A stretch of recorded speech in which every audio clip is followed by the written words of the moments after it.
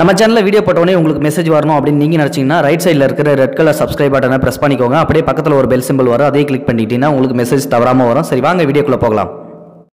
திருச்சி மாவட்டம் லால்குடி அருகே இருக்கிற பூவலூர் அப்படின்ற பகுதியை சேர்ந்த ஒரு அரசு பள்ளி ஒன்று பல வருடங்களா இயங்கிட்டு வந்துட்டு இருக்கு.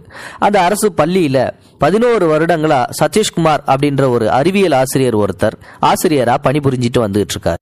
மாணவ மாணவிகளுக்கு ரொம்ப அற்புதமாவே பாடம் நடத்தக்கூடியவர் அந்த அறிவியல் ஆசிரியர் சதீஷ்குமார்.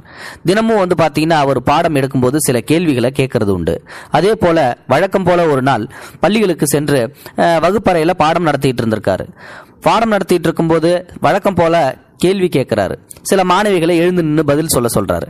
ஆனா அதுல ஒரே ஒரு மாணவி மட்டும் எழுந்து நிக்க சொல்லியும் எழுந்திருக்காம அப்படியே உட்கார்ந்து இருந்திருக்காங்க. அந்த மாணவியை எவ்வளவு வற்புறுத்தி அந்த மாணவி எழுந்திருக்கவே இல்லை. ஆனா அந்த மாணவியை பார்த்து பக்கத்துல இருந்த மாணவ மாணவிகள்லாம் சிரிக்க ஆரம்பிச்சிடுறாங்க. சரின்னு சொல்லிட்டு யாரும் சிரிக்காதீங்க, உட்காருங்கன்னு சொல்லி எல்லாரையும் உட்கார வச்சிடறாங்க. அன்னைக்கு கிளாஸ் முடிஞ்சிடுது. அதுக்கப்புறம் பள்ளி முடிஞ்சு எல்லா பிள்ளைங்களும் வீட்டுக்கு போற நேரமும் வந்துடுது. உடனே அந்த மாணவி பாத்தீங்கன்னா எழுந்திருச்சு வீட்டுக்கு போறதுக்கு தயாராகிறாங்க. அந்த மாணவி இடையில வழிமறிச்சு ஆசிரியர் சதீஷ்குமார் ஏன் நான் பாடம் நடத்தும் போது எழுந்திருக்கும் சொல்லும் போது ஏன் எழுந்திருக்கவே இல்லை அப்படின்னு சொல்றாரு. முதல்ல அந்த மாணவி தயங்குறாங்க, இதை எப்படி சொல்றது அப்படின்னு சொல்லிட்டு. பயப்படாதம்மா, நீ எதா இருந்தாலும் பயப்படாம சொல்லு என்கிட்ட அப்படின்னு சொல்லி அந்த ஆசிரியர் சதீஷ்குமார் கேட்டிருக்காரு. உடனே அந்த மாணவி சொல்லியிருக்காங்க, சார் எனக்கு பீரியட்ஸ் வந்துருச்சு அப்படின்னு சொல்லி சொல்றாங்க. உடனே ஏமா பீரியட்ஸ் வந்துட்டா நீ பாத்ரூம் போயிட்டு சரி பண்ணிக்க வேண்டியதானே அப்படின்னு சொல்றாங்க. இல்ல சார், என்னுடைய ஆடை கிழிஞ்சிருக்குது. அது மட்டும் இல்ல, நம்ம பள்ளியில இருக்கிற அந்த பாத்ரூம் சரியில்லாத பாத்ரூம், அதுக்கு கதவு கிடையாது, ஒண்ணும் கிடையாது. அதே மாதிரி சுத்தபத்தம் எதுவுமே கிடையாது, வாந்தி வர்ற மாதிரி இருக்கும். சுத்தபத்தம் எதுவும் இல்லாம கதவும் எதுவும் இல்லாம எப்படி நாங்க போய் அந்த இடத்துல மாத்த முடியும்? அதனாலதான் நான் எழுந்திருக்கவே இல்லை, என்ன மன்னிச்சிருங்க சார் அப்படின்றாங்க. பரவாயில்லாமா, இருக்கட்டும் அப்படின்னு சொல்லிட்டு அந்த மாணவிக்கு தட்டி கொடுத்துட்டு நீங்க நாளையிலிருந்து கிளாஸுக்கு கரெக்டா வாமா அப்படின்னு சொல்லி அனுப்பிச்சு விட்டுறாரு. மறுநாள் பாத்தீங்கன்னா இதே மாதிரி ஸ்கூலுக்கு வந்துட்டு இருந்திருக்காரு. அப்போ 2 மாணவிகள் பாத்தீங்கன்னா வர்ற வழியில ஸ்கூலுக்கு வெளியில ஒரு வீட்டுல கெஞ்சிட்டு இருக்காங்க. 2 மாணவிகள் எதுக்காக கெஞ்சுறாங்க அப்படின்னு சொல்லிட்டு ஆசிரியர் சதீஷ்குமார் அவர் நின்று கவனிச்சு பாக்குறாரு. இந்த பிள்ளைங்க கெஞ்சிட்டு இருக்கிறத பார்த்த உடனே இவருக்கு மனசு இறங்கிடுச்சு. உடனே அந்த பிள்ளைங்களை கூப்பிடுறாரு, ஏமா இங்க வாங்க ஒரு நிமிஷம் அப்படின்னு சொல்லிட்டு. என்ன அந்த வீட்டுல போயிட்டு ஏதோ கெஞ்சிட்டு இருக்கிற மாதிரி தெரியுது, என்ன ப்ராப்ளம் அப்படின்னு சொல்லிட்டு கேட்கிறாரு. உடனே அந்த மாணவிகளும் சொல்றாங்க, சார் இந்த மாதிரி எங்களுக்கு 2 பேர்த்துக்குமே இன்னைக்கு பீரியட்ஸ் வந்துருச்சு, அதனால நாங்க நாப்கின் சேஞ்ச் பண்றதுக்காக தான் இந்த வீட்டு டாய்லெட்டை யூஸ் பண்ணிக்கலாமான்னு சொல்லி கேட்டுட்டு இருக்கோம், அதுதான் சார் அப்படின்னு சொல்றாங்க.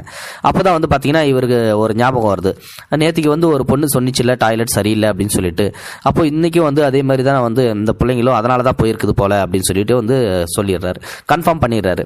நேற்றுக்கு அந்த பொண்ணு சொன்னதை நம்ம கூட அலட்சியமா விட்டுட்டோம், இப்போ இந்த பொண்ணுங்க இங்க கெஞ்சிட்டு இருக்கும்போது தான் இதோட உண்மைத்தன்மை தெரியுது. அப்போ டாய்லெட் இவ்வளவு வருஷமா நம்ம 11 வருஷமா இந்த பள்ளியில ஆசிரியரா பணிபுரிஞ்சு வந்துட்டு இருக்கோம், ஆனா இந்த டாய்லெட் பிரச்சனை நம்ம காதுக்கு வரவே இல்லையே அப்படின்னு சொல்லி ரொம்ப வருத்தமா ஃபீல் பண்றாரு. சரிங்கம்மா அப்படின்னு சொல்லிட்டு நீங்க போங்க அப்படின்னு சொல்லிட்டு அந்த இதை சொல்றாரு. இல்ல சார், இதுல நாங்க அந்த டாய்லெட்ல மாற்றவே முடியாது, பள்ளி டாய்லெட்ல எங்களால் மாற்ற முடியாது, அங்கே கதவு கிடையாது, ஒன்றும் கிடையாது, சுத்தபத்தம் கிடையாது, நாங்கள் இதுக்காகவே பீரியட்ஸ் வந்துட்டுனா லீவு போட்டுடுறோம், ஸ்கூலுக்கு கூட வரமாட்டேன்றோம். நிறைய பேர் மாதம் மாதம் இந்த மாதிரி லீவு போடுறதே இந்த ஒரு காரணத்தால தான் சார், அதனாலேயே நிறைய பிள்ளைங்க படிக்கிறது கூட நிப்பாட்டிடுறாங்க அப்படின்னு சொல்லிட்டு ரொம்ப உருக்கமாக அந்த பிள்ளைங்க சொல்லுதுங்க. இதை கேட்ட ஆசிரியர் சதீஷ்குமார் அவர்களுக்கு பார்த்தீங்கன்னா ரொம்பவே வருத்தமாயிடுது. இப்படி ஒரு பிரச்சனை இருக்குது அப்படின்றது நம்ம காதுக்கு வரவே இல்லையே அப்படின்னு சொல்லிட்டு. சரிம்மா, நீங்கள் நம்ம பள்ளி டாய்லெட்டுக்கு போக வேணாம், இவங்க கிட்டே சேஞ்ச் பண்ணிக்கோங்க அப்படின்னு சொல்லிட்டு அந்த வீட்டில் டாய்லெட்ல சேஞ்ச் பண்ணிக்க சொல்லிட்டு உடனே பார்த்தீங்கன்னா பிள்ளைங்களும் பள்ளிக்கூடத்துக்கு வந்துருதுங்க. அதுக்கப்புறம் பார்த்தீங்கன்னா உட்காந்து யோசிக்கிறாரு, இது அந்த பிரச்சனையை எப்படி சால்வ் பண்ணலாம் அப்படின்னு சொல்லிட்டு. உடனே அரசுக்கு தகவல் தெரிவிச்சோன்னா இந்த ஜென்மத்தில் அவ்வளோ சீக்கிரம் ஸ்டெப் எடுத்து கட்ட மாட்டாங்க, நம்மளே தான் ஏதாவது ஒரு முடிவு பண்ணணும் அப்படின்னு சொல்லிட்டு 50,000 ரூபாய் அதுக்கு டொனேஷனா ஃபர்ஸ்ட் அமௌண்ட்டா அவர் கொடுக்குறாரு. இந்த செய்தியை பார்த்தீங்கன்னா ஒரு பள்ளியில் நடக்கிற விழாவில் அவர் சொல்றாரு, பள்ளியில் கழிப்பறை கட்ட போறோம், அதுக்கு நான் என்னோட முன்பணமா ஒரு 50,000 ரூபாய் நான் கொடுத்துருக்கேன், ஏதோ என்னால் முடிஞ்ச அளவு நான் கொடுக்குறேன் அப்படின்னு சொல்லிட்டு சொல்லியிருக்காரு. உடனே அவருக்கு பக்கத்தில் இருந்த ஒருத்தர் நானும் 50,000 ரூபாய் கொடுக்குறேன் அப்படின்னு சொல்லிட்டு இன்னொரு ஆசிரியர் சொல்லியிருக்காரு. அதுக்கப்புறம் பார்த்தீங்கன்னா ஒருத்தர் நான் சிமெண்ட் மூட்டை எடுத்து தரேன் அப்படின்னு சொல்லிட்டு வந்து சொல்லியிருக்காரு. கிட்டத்தட்ட வந்து பார்த்தீங்கன்னா அந்த டைம் மட்டுமே அவருக்கு வந்து அதிகபட்சமாக ஒரு 1,40,000 கிட்டத்தட்ட தான் வந்து அவருக்கு பிறண்டது. ஆனால் அந்த டாய்லெட் கட்டுறதுக்கு கிட்டத்தட்ட 10 லட்ச ரூபா செலவாகும். இதுக்கப்புறம் என்ன பண்ணலாம், மீதி அமௌண்ட்டை எப்படி புரட்டலாம் அப்படின்னு சொல்லி முடிவு பண்ணி சமூக வலைத்தளங்களில் இந்த பிரச்சனையை வந்து கொண்டு போகிறாரு. ஃபேஸ்புக்கு, வாட்ஸ்அப்பு, ட்விட்டரு அப்படின்னு சொல்லிட்டு எல்லா சமூக வலைத்தளங்கள்லையும் இந்த பிரச்சனையை கொண்டு போய் சேர்க்குறாரு.